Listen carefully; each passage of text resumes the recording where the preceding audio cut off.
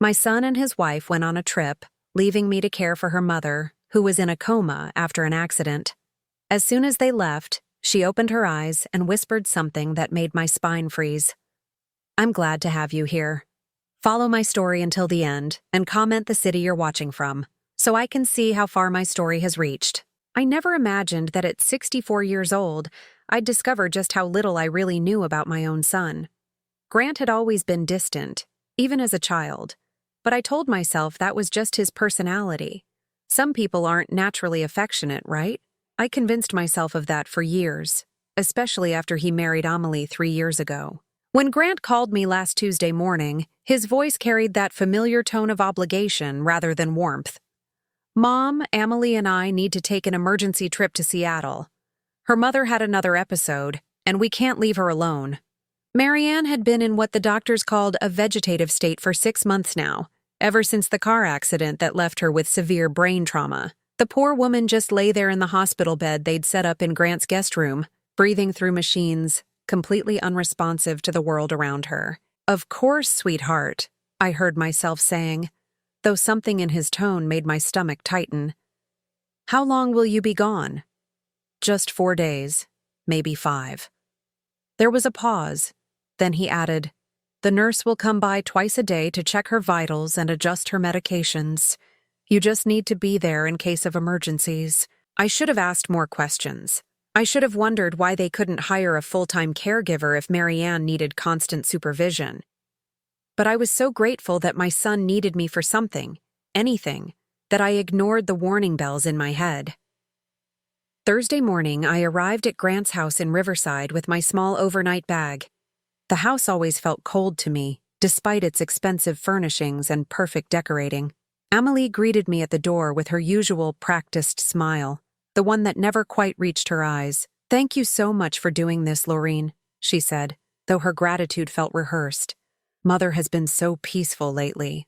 The doctors say she's stable, but we just can't risk leaving her alone." Grant appeared behind her, already checking his watch. "Our flight leaves in 3 hours. The nurse, Mrs. Patterson, will be here at 9 a.m. and 6 p.m. every day. Her medications are all labeled in the kitchen."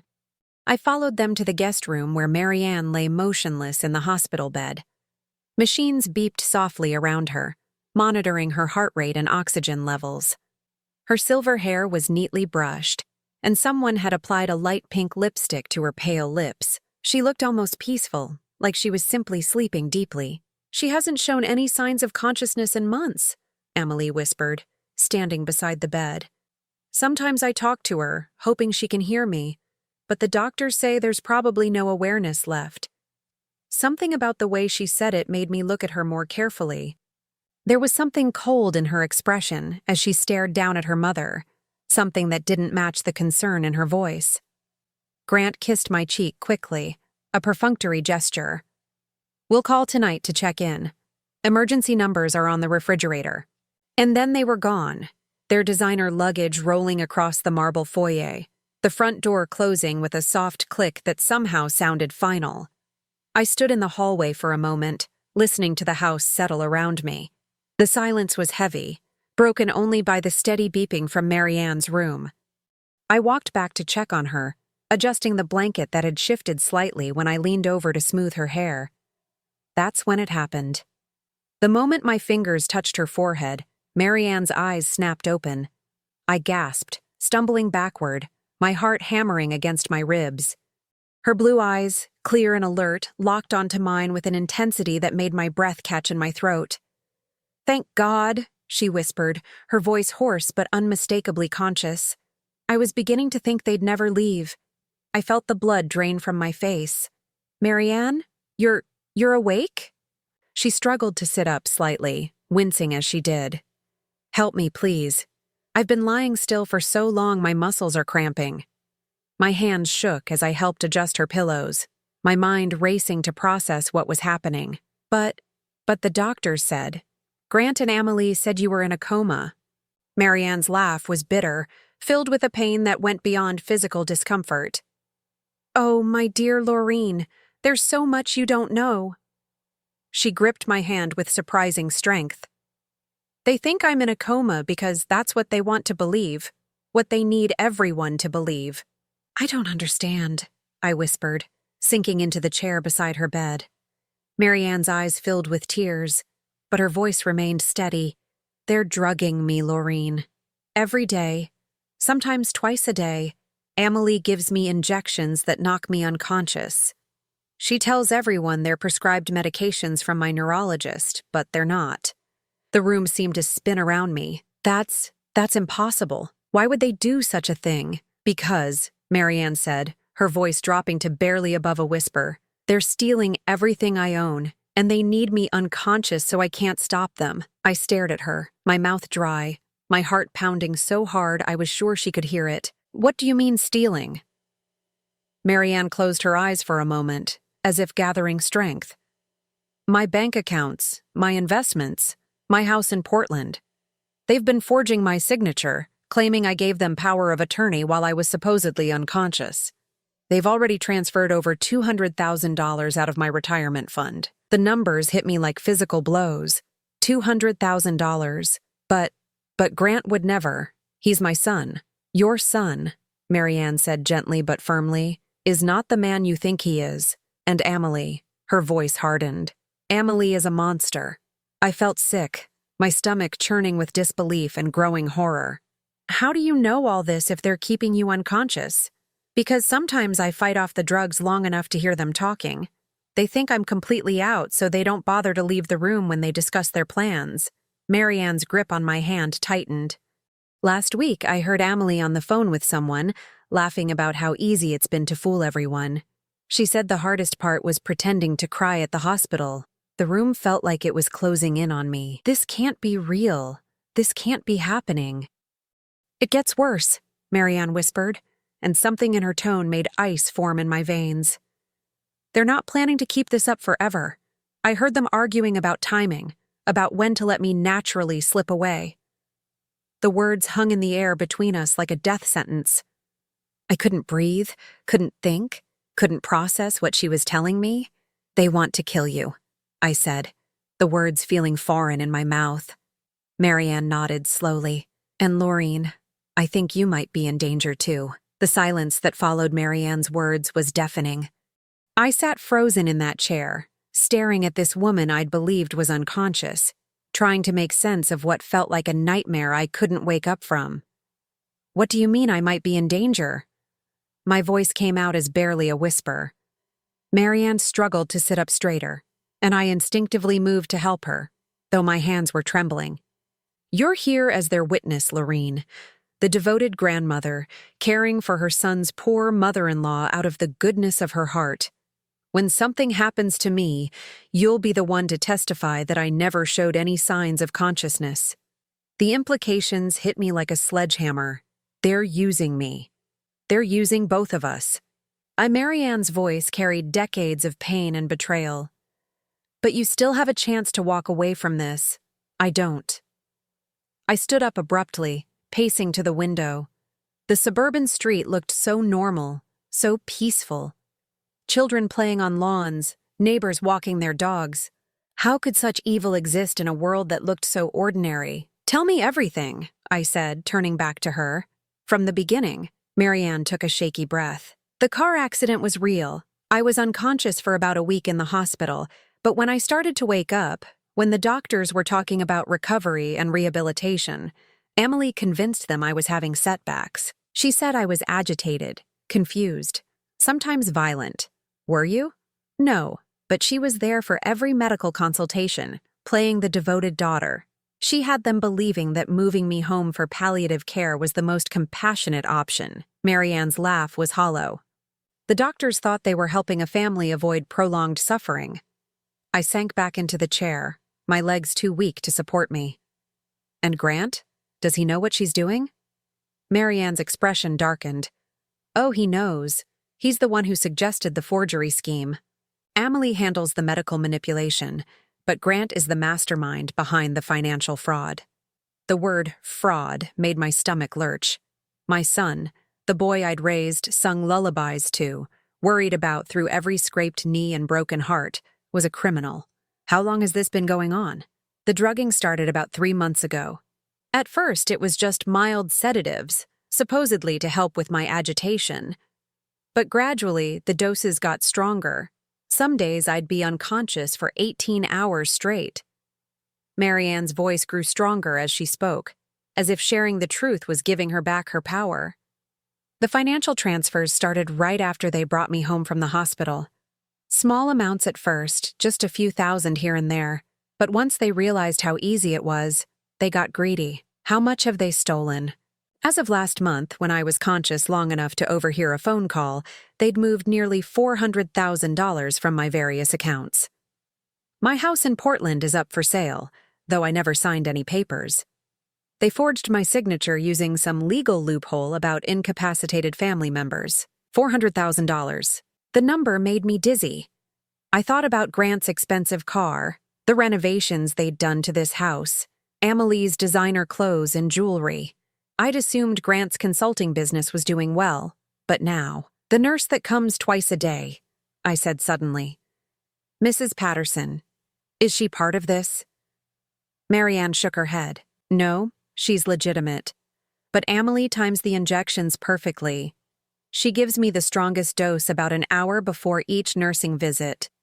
Mrs. Patterson has never seen me anything but unconscious. What about the machines? The monitors? They're real, but they're not connected to any hospital system.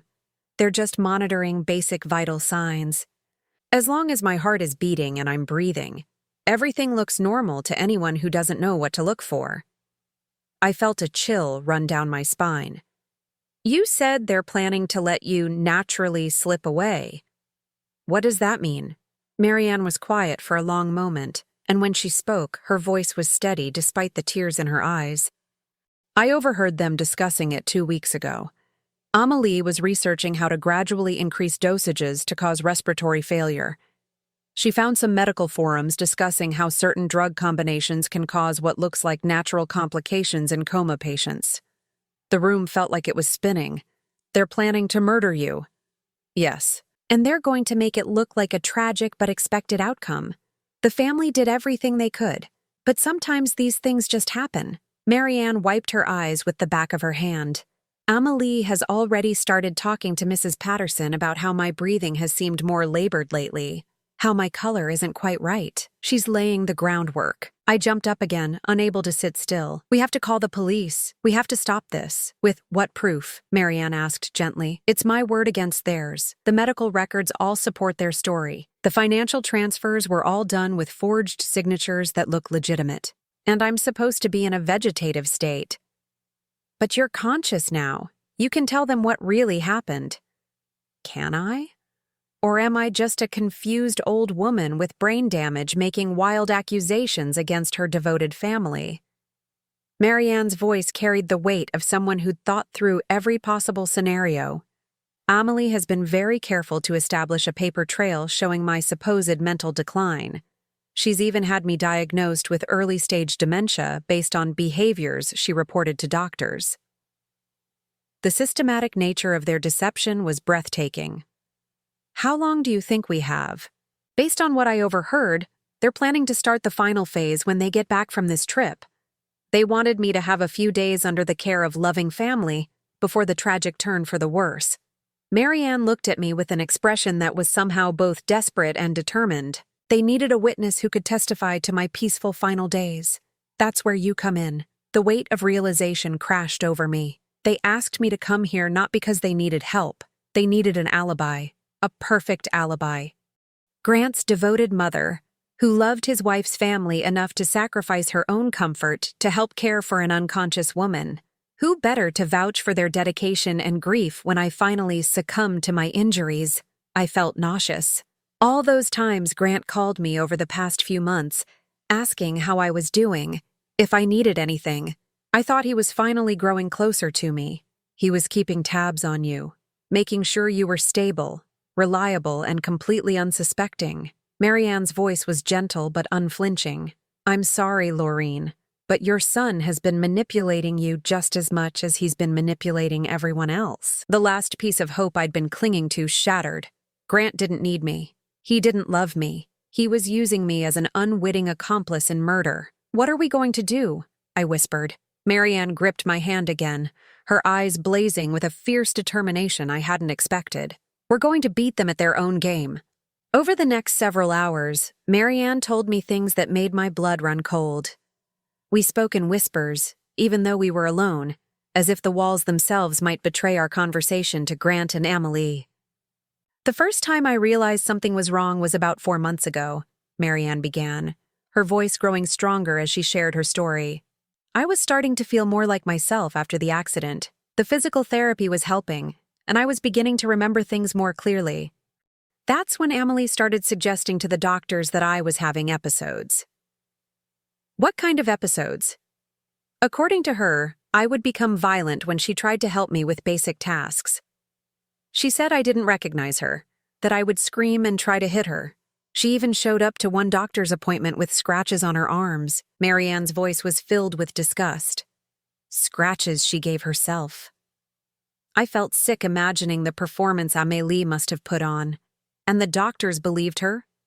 Why wouldn't they?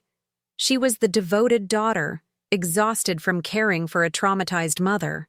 She would cry during the appointments, talking about how heartbreaking it was to see me so confused and angry. She even brought Grant to one visit to confirm her stories. What did Grant say? Marianne's expression hardened. He played his part perfectly. Talked about how difficult it was for Amelie, how worried he was about her mental health from the stress of caring for me. He suggested that perhaps medication could help calm my aggression so that Amelie could provide better care. The calculated nature of their deception was stunning. So the doctors prescribed sedatives. At first, yes, mild ones. But Amelie kept reporting that they weren't working. She said I was getting worse, more violent, more confused. Each visit, she painted a picture of a woman descending further into madness. Marianne paused, closing her eyes as if the memory was painful. The doctors started prescribing stronger medications. And that's when Amelie began preparing her own injections. What do you mean? She would show the doctors the prescription bottles, let them see that she was following their instructions. But she was also adding her own concoctions. Drugs she was somehow getting elsewhere. Marianne's voice dropped. I think she has connections from her previous job. Previous job? She used to work at a rehabilitation facility for elderly patients. She was fired about 5 years ago, though Grant never told me why. I found out later from a mutual friend that there had been some kind of investigation involving patient medications, but nothing was ever proven.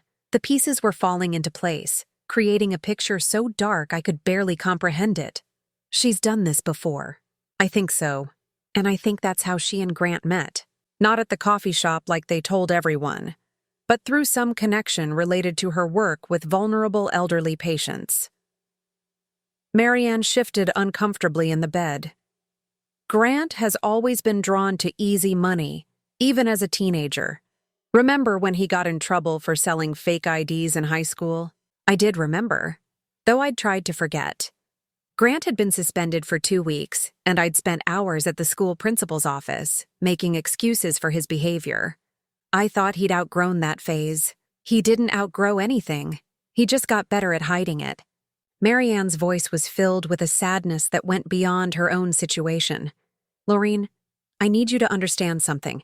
This isn't just about money for them. They enjoy it. The control, the deception, the power they have over someone helpless. What do you mean? Sometimes, when they think I'm completely unconscious, they talk to me anyway. Amelie will lean over my bed and whisper things about how pathetic I am, how no one will miss me when I'm gone. Grant talks about all the things they'll buy with my money, the trips they'll take. Marianne's voice trembled slightly. They've turned my suffering into entertainment. I felt rage building in my chest, hot and fierce. Those monsters. Last week, when they thought I was deeply sedated, I heard them discussing timeline. They want to wrap this up before the holidays because they've already booked a cruise to the Mediterranean. They're using my money to pay for it, and they want me dead so they can enjoy it without worry. A cruise? The casual nature of it, the way they were planning to celebrate her murder, made me feel physically ill. $15,000 for a month-long luxury cruise. They've already put down a deposit. Marianne looked directly at me. They're planning to be grieving family members who need time to heal from their tragic loss. The audacity was breathtaking. How do you know all these details? Because they're not as careful as they think they are. When you believe someone is unconscious, you stop monitoring how loudly you speak. And when you're excited about your schemes, you tend to share details. Marianne managed a weak smile. They've essentially confessed their entire plan to me over the past few months. What exactly is the plan? Marianne took a deep breath, as if preparing herself to relive the most terrifying parts. Starting when they return from Seattle, Amelie is going to begin documenting what she calls concerning changes in my condition. She'll call Mrs. Patterson and maybe even bring in another nurse for a second opinion. She's going to report that my breathing seems labored, that my color is off, that she's noticed signs of organ failure. But you're fine. Not for long. She's going to increase the drug dosages to actually cause the symptoms she's reporting. Respiratory depression, irregular heartbeat, signs that my body is shutting down. Marianne's voice was clinical, as if she were discussing someone else's death. The beauty of their plan is that it will look completely natural. A brain-injured woman whose body finally gives up the fight. How long do they think this will take? Based on what I overheard, they're planning for it to happen over about 10 days. Long enough to seem natural, but not so long that it becomes inconvenient. Marianne paused. They want me dead before Thanksgiving. That was less than 3 weeks away. And what about after? What happens when you're dead? They inherit everything through Amelie's status as my next of kin. The house, the remaining money, my life insurance policy. They've already researched probate laws to make sure there won't be any complications. Marianne's voice grew cold. They've even picked out my burial plot. The cheapest one they could find, of course. No point in wasting money on a dead woman. I was shaking with rage and horror. We have to stop them. We have to find a way to prove what they're doing. I've been thinking about that for months, Marianne said. The problem is that everything they've done has been very carefully planned. The medical records, the financial documents, even the witnesses who can testify to my supposed condition. It all supports their story. But we know the truth now. We know the truth, but proving it is another matter entirely. Marianne looked at me with an expression that was both desperate and determined. That's why I need your help, Laureen. You're the only person who's seen me conscious. You're the only one who knows what they're really doing. What do you want me to do? Marianne was quiet for a moment, and when she spoke, her voice was stronger than it had been all day. I want you to help me gather evidence, real evidence, the kind that even the best lawyers can't explain away. How? They think they're so clever, but they've made one crucial mistake. Marianne's eyes had a fierce gleam. They trust you completely. Grant believes his sweet, naive mother would never suspect anything. He thinks you're the perfect witness because you're too innocent to see what's really happening. So we use that. Exactly. Over the next few days before they return, I need you to help me find proof of what they've been doing. Bank records, medication bottles, anything that shows the truth about their scheme. Marianne gripped my hand tightly. And when they come back and start the final phase of their plan, we'll be ready for them. What if they suspect something? What if they realize you're conscious? Marianne smiled, and for the first time since this nightmare began, I saw hope in her expression. Then we'll give them the performance of their lives. We'll let them think they're winning right up until the moment we destroy them. The determination in her voice sent chills down my spine, but they weren't chills of fear anymore. They were chills of anticipation. For the first time in my life, I was going to fight back against the people who had used and manipulated me, and we were going to win. The next 2 days passed in a blur of careful investigation. Marianne and I worked together like detectives, gathering evidence whenever Mrs. Patterson wasn't scheduled to visit. We had to be incredibly careful about timing. Marianne would pretend to be unconscious during the nurse's visits, and I would play the role of the concerned caregiver, asking appropriate questions about her condition. Mrs. Patterson was a kind woman in her 50s who genuinely cared about her patients. Watching her check Marianne's vital signs and adjust her blankets with such gentle professionalism made me realize how thoroughly Grant and Amelie had deceived everyone involved. Her breathing seemed steady today, Mrs. Patterson noted during her Friday morning visit, making notes on her chart. How has she been overnight? Very peaceful, I replied, hating how easily the lies came now. No changes that I've noticed. After she left, Marianne and I immediately got back to work. She directed me to places in the house where Grant and Amelie had hidden evidence of their crimes. Check the filing cabinet in Grant's office, Marianne whispered. Top drawer behind the tax documents. That's where they keep the forged papers. I found what she was talking about: copies of power of attorney documents, medical directives, and bank authorizations, all bearing Marianne's signature. But when I compared them to her real signature on some old Christmas cards, the differences were obvious to anyone who knew what to look for. They practiced, Marianne explained when I showed her what I'd found. I caught Amelie tracing my signature on practice sheets months ago. When I asked her about it, she said she was helping me with thank you notes for Get Well cards. I believed her.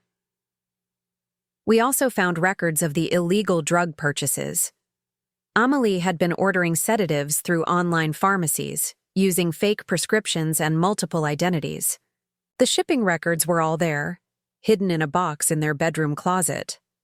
She's been getting them delivered to different addresses, I told Marianne, as I photographed the evidence with my phone. Post office boxes, neighbors' houses when they're out of town, even some to your old address in Portland. How much has she spent on this? I added up the receipts. Over $3,000 in the past 4 months. All paid for with transfers from your bank account. The irony was sickening. They were using Marianne's own money to buy the drugs they planned to kill her with. But our most disturbing discovery came when I found Amelie's journal. She keeps a diary? Marianne asked when I told her what I'd found hidden behind books in their bedroom. Not exactly a diary, more like planning notes. I felt sick reading it. She's been documenting everything. The drug combinations, the timing, even her observations about how you react to different dosages. Marianne was quiet for a long moment. Read me some of it. I opened the journal to a random page and read, October 15th, increased morning dose to 4 milliliters. Subject remained unconscious for 19 hours. Breathing remained stable, but heart rate dropped to 58 beats per minute. Need to adjust to avoid suspicious readings during nurse visits. She's treating me like a lab experiment, Marianne said, her voice barely above a whisper. I turned to another page. October 22nd. Subject showed signs of awareness around hour 16. Made soft sounds when repositioned. Administered additional dose immediately. Note, may need to increase standard dosage to prevent breakthrough consciousness. My God, Marianne. She's been studying how to keep you unconscious more effectively. What else does it say? I flipped through more pages, each entry more chilling than the last. October 28th. Discussed timeline with G. Agreed to begin final phase after Seattle trip. Will document declining conditions starting November 1st. Estimate 10 to 12 days for complete respiratory failure. G excited about December cruise. Suggested upgrading to suite with our windfall. Marianne closed her eyes, but not before I saw tears forming. They're talking about my death like it's a vacation planning meeting. The final entry was the worst. November 2nd, L will be perfect witness to final days. Her testimony about peaceful final weeks will be crucial for any insurance investigations. G says his mother has always been easy to manipulate. She'll never suspect anything. Looking forward to finishing this and moving on with our lives. I set the journal down, my hands shaking with rage. She calls you the subject and me L like we're not even human beings. Because to them we're not. We're just obstacles to overcome and tools to use. Marianne opened her eyes, and I was surprised to see determination rather than despair. Did you photograph all of it? Every page. Good. Now we need to put everything back exactly where we found it. We can't let them know we've discovered their plans. We spent the rest of Friday carefully replacing all the evidence, making sure everything was positioned exactly as we'd found it. Marianne coached me on how to act natural when Grant and Amelie returned. Remember, you've been caring for an unconscious woman for 3 days. You should seem tired, maybe a little overwhelmed. Ask them lots of questions about my condition and what to watch for. Act like the concerned, slightly anxious mother-in-law. Saturday morning, Mrs. Patterson made her usual visit. As she checked Marianne's vitals, she made a comment that sent chills down my spine. "Has anyone else been giving her additional medications?" she asked, studying her charts. "Her heart rate seems a bit slower than usual." My mouth went dry. "Just what's on the schedule you gave me?" Mrs. Patterson frowned slightly. Well, these things can fluctuate. I'll make a note for her primary care physician." She looked at me with concern. "How are you holding up, dear? This can't be easy." "I'm managing," I said, though inside I was screaming. She was seeing the effects of Amelie's drugs without realizing what they really were. After she left, Marianne and I discussed what the nurse's observations might mean. "They've been dosing you even when they're not here," I realized. "There must be some kind of delayed release system." "Check the IV bag," Marianne suggested. "Amelie changes it every day before the nurse visits, but she might have added something to this one before they left." I examined the IV setup and found what looked like a small additional chamber attached to the main line, almost invisible unless you knew what to look for. "That's it," Marianne said when I described it to her. "She's been giving me extended doses through the IV. That's why I've been having trouble staying conscious for longer periods. Should I remove it?" "No. If Mrs. Patterson notices a change in my vitals before Grant and Amelie return, it might raise questions we're not ready to answer yet." We were running out of time to prepare. Grant had texted that morning to say their flight was delayed, but they'd be home by Sunday evening. That gave us less than 36 hours to finalize our plan. "What exactly are we going to do when they get back?" I asked. "We're going to let them start their final phase exactly as planned," Marianne said. "But this time we'll be recording everything." Sunday afternoon, my phone rang. Grant's name appeared on the screen, and my heart started pounding. "Hi, sweetheart," I answered, forcing my voice to sound normal. "Mom, change of plans. Our flight got moved up. We'll be home in about 3 hours instead of tonight." My blood turned to ice. We weren't ready. "Oh, that's wonderful. I know you're anxious to get back to check on Marianne." "How has she been?" "The same. Mrs. Patterson says her vitals are stable. She seems very peaceful." The lies felt like ash in my mouth. "Good. Listen, Mom, I want to prepare you for something." The nurse mentioned that Marianne's condition might start declining soon. These things happen with brain injuries. Sometimes patients seem stable for months, then take a sudden turn for the worse. He was already laying the groundwork, just as Marianne had predicted. "Oh no. What should I watch for?" "Changes in her breathing, her color, things like that. But don't worry, Amelie will know what to do when we get back." "Of course. I'll see you soon." After I hung up, I ran to tell Marianne about the change in plans. 3 hours, she said, her voice steady despite the circumstances. "That's enough time to set up the recording equipment and get everything ready." "Recording equipment?" Marianne smiled. "Did you think I've been lying here helpless for months without making any preparations? There's a box hidden in the basement behind the water heater. Bring it up here." When I found the box, I was amazed at what was inside. A small digital recording device, a tiny camera, and what looked like professional surveillance equipment. "Where did you get all this?" "I ordered it online months ago, when I first realized what they were planning. It took weeks of pretending to be unconscious while packages were delivered, but I managed to hide everything before they found it." Marianne's eyes gleamed with satisfaction. "They think they're so clever, but I've been preparing to destroy them for months." As we quickly set up the hidden camera and recording devices, I felt a mixture of terror and excitement. In just a few hours, Grant and Amelie would walk through that front door, believing they were about to complete their perfect crime. Instead, they were walking into a trap that would expose them for the monsters they really were. "Are you ready for this?" Marianne asked as we heard a car pulling into the driveway. I looked at this brave woman who had endured months of abuse and manipulation, who was about to risk her life to bring her tormentors to justice. I'm ready. The front door opened, and I heard Amelie's voice calling out cheerfully, "We're home!" The final phase was about to begin. "Lorene, we're back." Amelie's voice carried that same artificial sweetness I'd grown to recognize as a warning sign. I heard their footsteps in the hallway, the rolling of suitcase wheels across the marble floor. Marianne squeezed my hand once, then immediately went limp, her eyes closing as she slipped back into her performance. The transformation was so complete, so convincing, that for a moment I almost believed she really was unconscious. "How is she?" Grant asked as he appeared in the doorway. His face showed what looked like genuine concern, but now I could see the calculation behind his expression. "Very peaceful," I said, standing up from the chair beside Marianne's bed.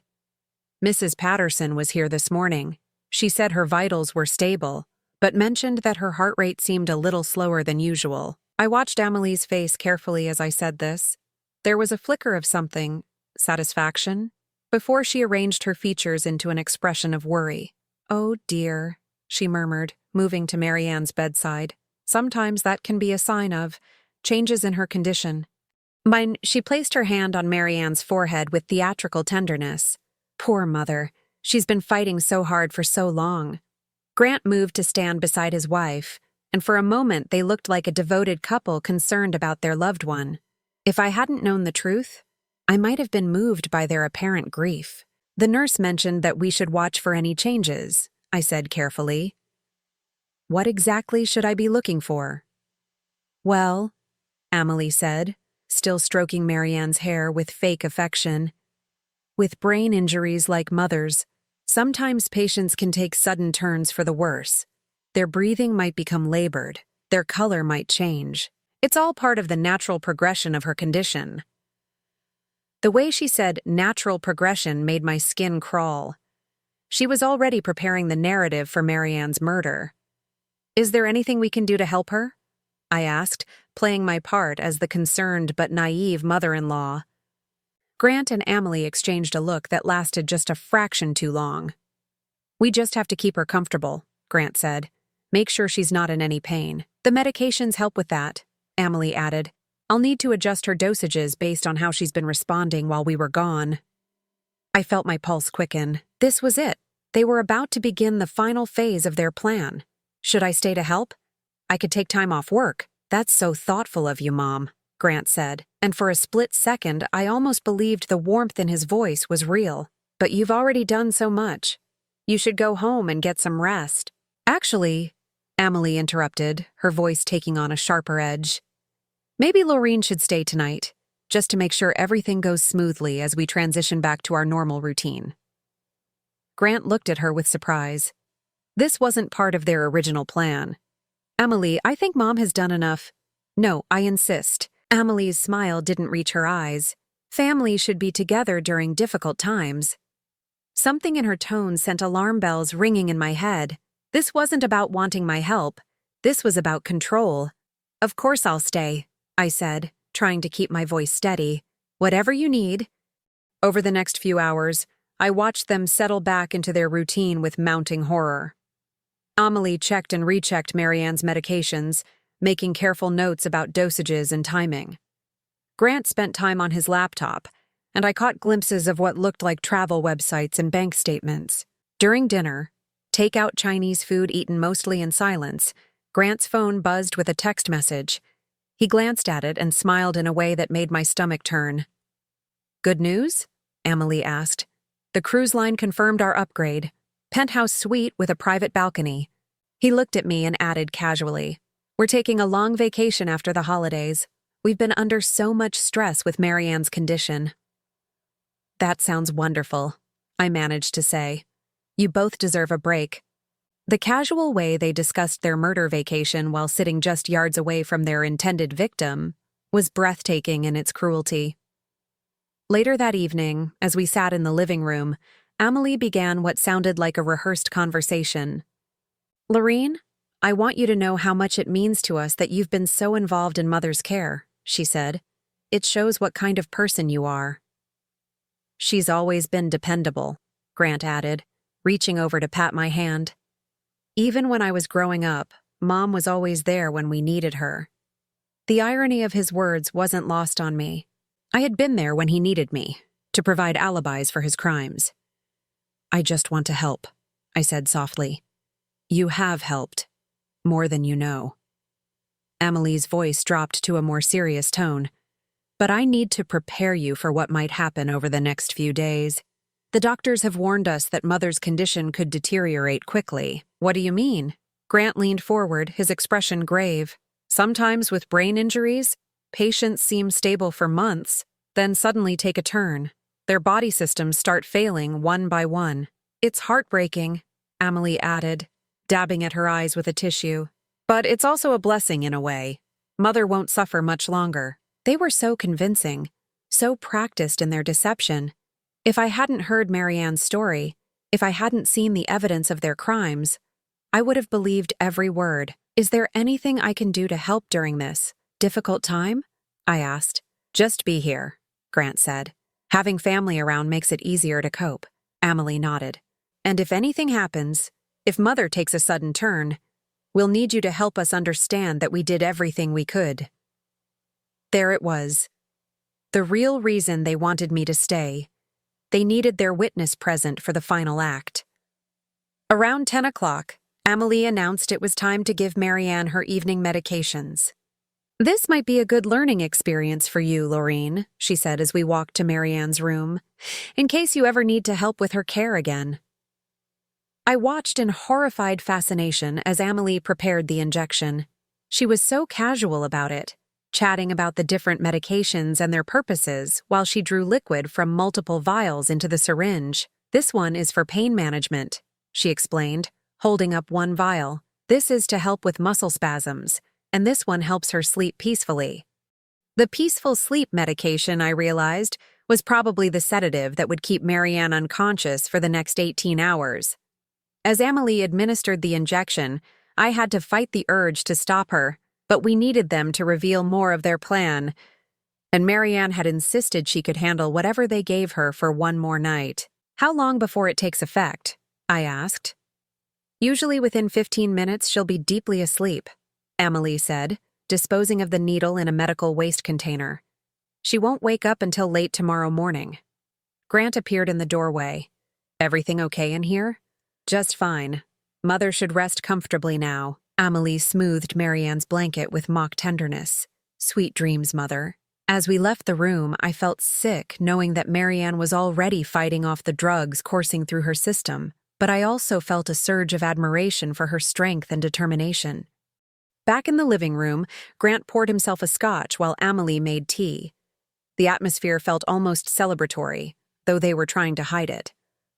I'm exhausted, Amelie announced after finishing her tea. I think I'll turn in early. Laureen, the guest room is all set up for you. Actually, Grant said, setting down his glass with more force than necessary, I think we need to have a conversation first. Something in his tone made both Amelie and me look at him sharply. He was staring at me with an expression I'd never seen before. Cold, calculating, almost predatory. Grant? I said uncertainly. He walked to the window and pulled the curtains closed, then turned back to face me. Mom, I need you to understand something about the situation here. Amelie moved to stand beside him, and suddenly they looked less like a grieving couple and more like a team preparing for battle. What situation? I asked, though my heart was already pounding with dread. The situation with Marianne's condition, Grant said slowly, and your role in what's going to happen over the next few days. I don't understand. Grant and Amelie exchanged another look, and this time I saw something pass between them that made my blood run cold. Mom, Grant said, his voice taking on a tone I remembered from his teenage years when he was about to lie his way out of trouble. Marianne is going to die this week, and you're going to help us make sure no one asks any uncomfortable questions about it. The words hit me like physical blows. Even though I'd known this was their plan, hearing Grant say it so casually, so matter-of-factly, made it real in a way that terrified me. Grant? What are you talking about? Don't play dumb, Mom. It doesn't suit you. His voice was hardening now, losing all pretense of warmth. You've been here for 3 days. You've seen Marianne's condition. When she dies, and she will die very soon, you're going to tell everyone that she went peacefully. surrounded by family who loved her. "You're scaring me," I whispered, which wasn't entirely an act. Amelie stepped forward, her mask of sweetness completely gone now. "You should be scared, Laureen, because you have a choice to make. You can be part of this family, or you can be a problem that needs to be solved." "What kind of choice?" Grant sat down across from me, leaning forward with his elbows on his knees. "Here's what's going to happen, Mom. Over the next few days, Marianne's condition is going to deteriorate. Her breathing will become labored, her heart rate will become irregular, and eventually her body will give up the fight. And you're going to be here to witness all of it," Amelie added. "You're going to see how hard we fight to save her, how devastated we are when we lose her. When the paramedics come, when the police ask routine questions, when the insurance investigators follow up, you're going to tell them exactly what you saw," Grant continued. "A loving family doing everything possible for a brain-injured woman who tragically lost her battle." I stared at them, these two people who were calmly explaining how they planned to commit murder and use me as their alibi. "And if I don't?" The temperature in the room seemed to drop 10 degrees. "Mom," Grant said softly, "you're 64 years old. You live alone. You don't have much family besides me. Accidents happen to elderly people all the time." The threat was clear, even though he'd wrapped it in gentle language. I felt true fear for the first time since this nightmare began. "You wouldn't," I breathed. "We really hope we won't have to," Amelie said, her voice bright and cheerful again. "We much prefer having you as our ally rather than our enemy. After all, family should stick together." I sat there in stunned silence, trying to process what they'd just told me. They weren't just planning to murder Marianne. They were prepared to kill me too if I didn't cooperate with their scheme. "I need some time to think," I finally managed to say. "Of course you do," Grant said, standing up and walking over to pat my shoulder. The gesture felt like a snake wrapping around my neck. "Take all the time you need, but remember, Mom, we start tomorrow morning, and we need to know that you're with us." As I walked to the guest room on shaking legs, I heard them whispering in the living room behind me. I couldn't make out the words, but the tone was unmistakably that of predators discussing their prey.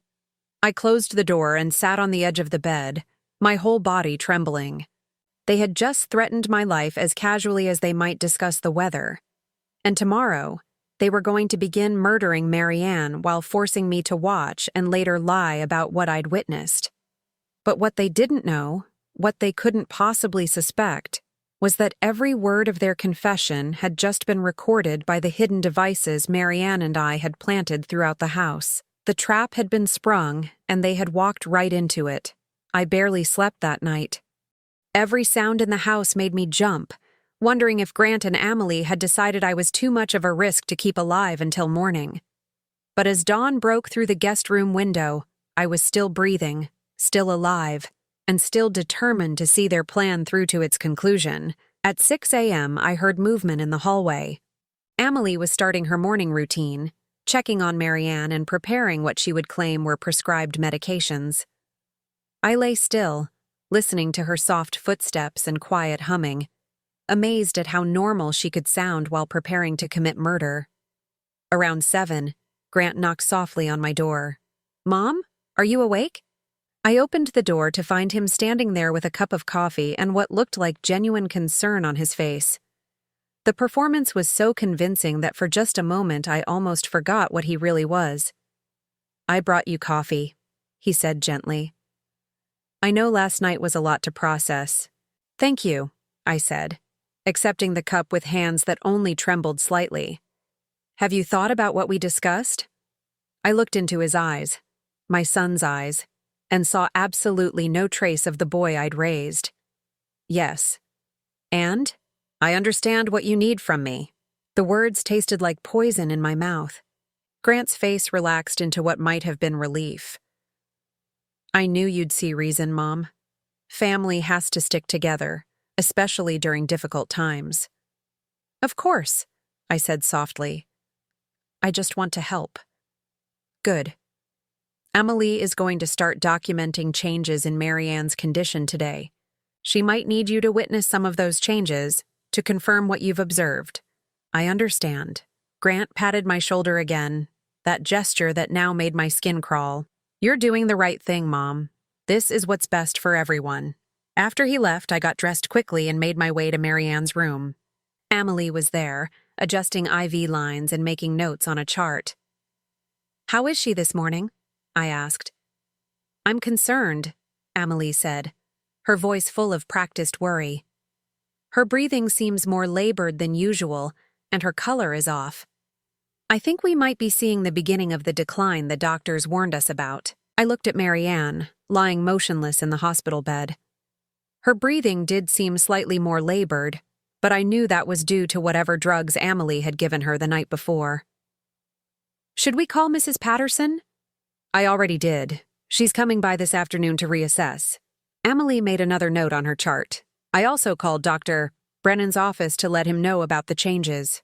Dr. Brennan was Marianne's supposed neurologist, another part of their carefully constructed web of lies. I wondered if he even existed, or if Amelie was managing that deception too. What can I do to help? Just keep watch over her while I prepare her morning medications. If you notice any changes in her breathing or color, let me know immediately. I sat beside Marianne's bed, gently holding her hand. To anyone watching, I looked like a caring family member providing comfort. But I was actually checking for the subtle signs we'd arranged, a slight pressure of her fingers to let me know she was conscious and alert inside her chemically induced prison. The pressure came, barely perceptible, but definitely there. Marianne was awake, aware, and ready. Over the next few hours, Amelie orchestrated what could only be called a masterpiece of deception.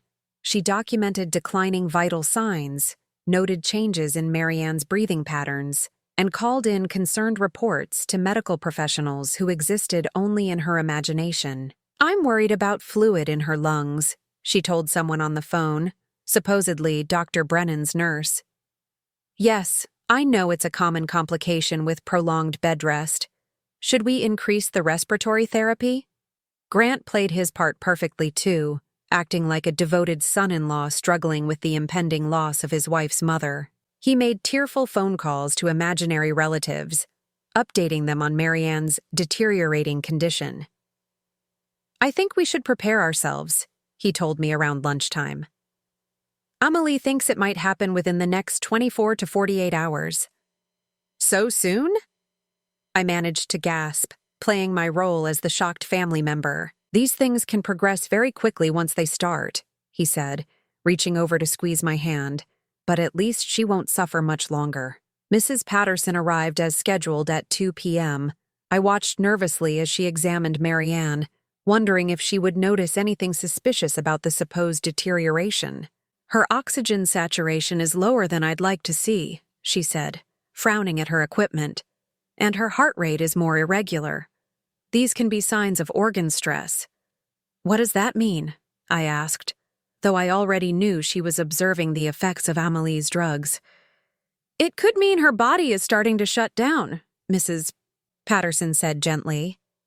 I'll need to call Dr. Brennan and see if he wants to adjust her care plan. After she left, Amelie seemed pleased with how the visit had gone. See how it works? She said to me quietly. The nurse is documenting everything. When this is over, there will be a clear medical trail showing natural progression of her condition. That evening, as we sat down for what I knew would be our last family dinner, Grant opened a bottle of wine to celebrate what he called getting through a difficult day. To family, he said, raising his glass. To family, Amelie echoed. To family, I repeated, though the word felt hollow in my mouth. As we ate, they continued to discuss their plans with the casual cruelty I'd come to expect. The cruise, the house they wanted to buy with Marianne's money, the new car Amelie had picked out. We're thinking of moving to Florida after everything settles down, Grant said. Fresh start, you know. Too many sad memories here. What about me? I asked, playing into their assumption that I would be part of their ongoing deception. Grant and Amelie exchanged one of their looks. We were hoping you might come visit us often, Amelie said sweetly. Maybe even relocate eventually. Family should stay close. especially after going through something traumatic together. They wanted to keep me close where they could monitor me, make sure I never decided to tell the truth about what I'd witnessed. That sounds wonderful, I said, smiling at them both. Around 9 p.m., Amelie announced it was time for Marianne's evening medications. "This might be the last dose we give her," she said quietly. "I'm going to increase the respiratory suppressants. If her body is already struggling, this should ease her transition." Transition, such a gentle word for murder. I followed them to Marianne's room and watched as Amelie prepared what I knew was a lethal cocktail of drugs. She was more careful this time, measuring precise amounts and making detailed notes about dosages.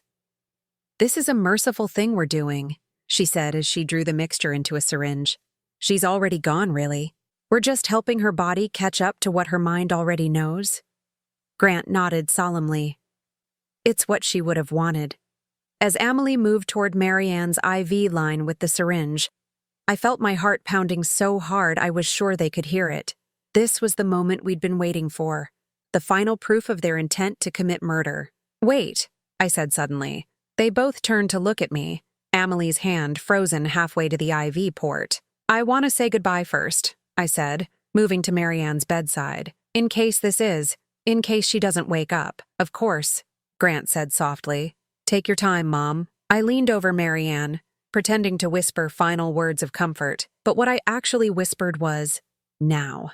Marianne's eyes snapped open.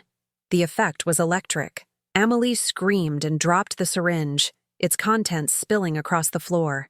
Grant stumbled backward, his face turning white with shock. "Hello, Amelie," Marianne said, her voice clear and strong as she sat up in bed. "Surprised to see me awake?" For a moment, no one moved. The three of us stared at Marianne as if she had risen from the dead, which, in a way, she had. That's impossible," Amelie stammered. "You've been unconscious for months. Your brain damaged.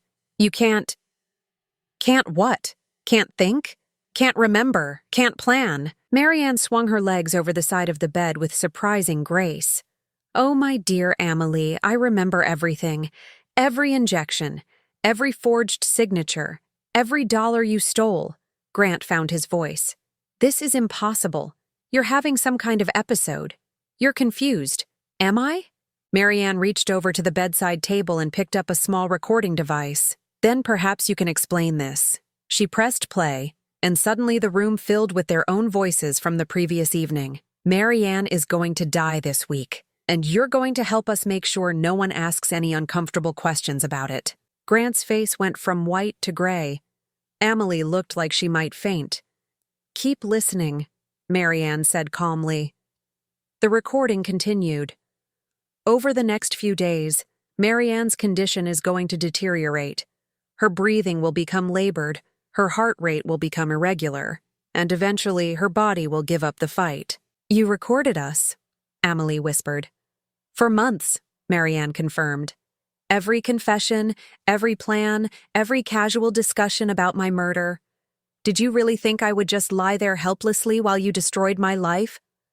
Grant lunged toward her, but Marianne held up her hand. "I wouldn't do that if I were you.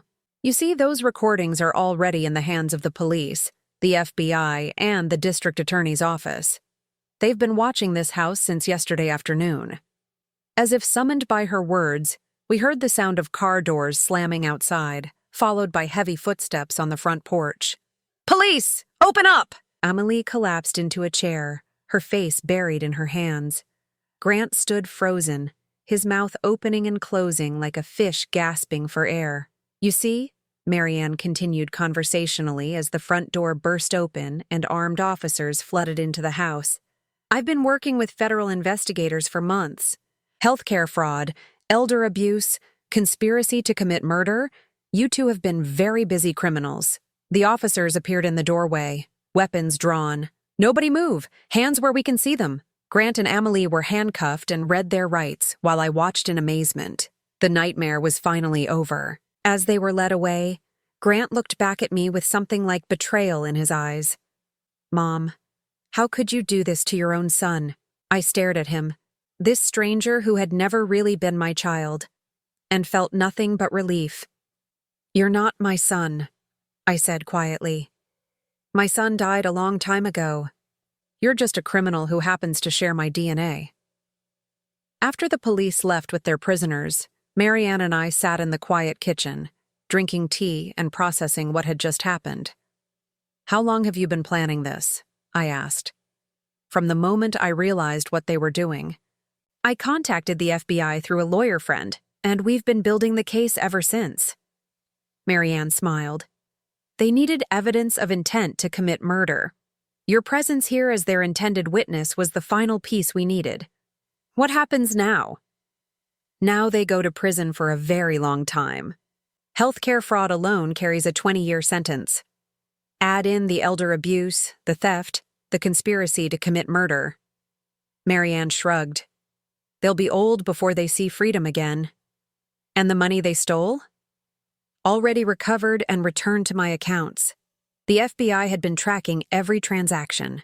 Marianne reached across the table and squeezed my hand. "Lorene, I can never thank you enough. Without your help, they would have gotten away with it." I thought about that, about how close they had come to the perfect crime.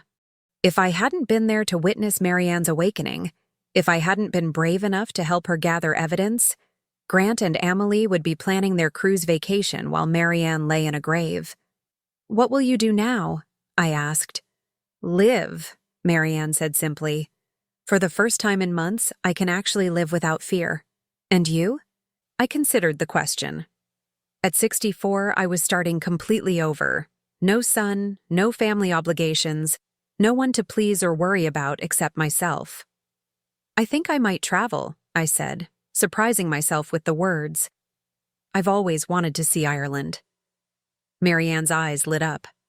"I've always wanted to see Ireland too. Perhaps we could go together."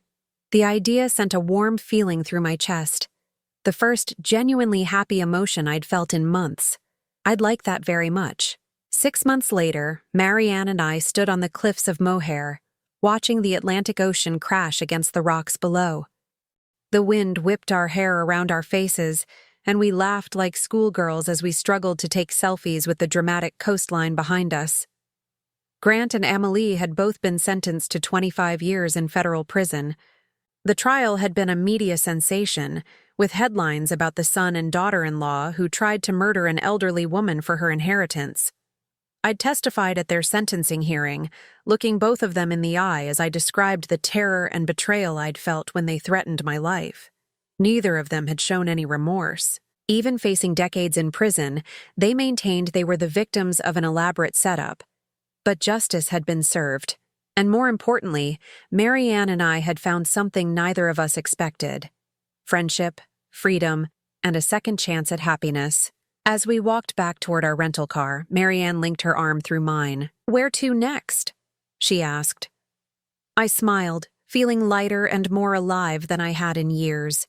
Anywhere we want. And for the first time in my life, that was exactly true. Now I'm curious about you, who listened to my story. What would you do if you were in my place? Have you ever been through something similar? Comment below. And meanwhile, I'm leaving on the final screen 2 other stories that are channel favorites, and they will definitely surprise you. Thank you for watching until here.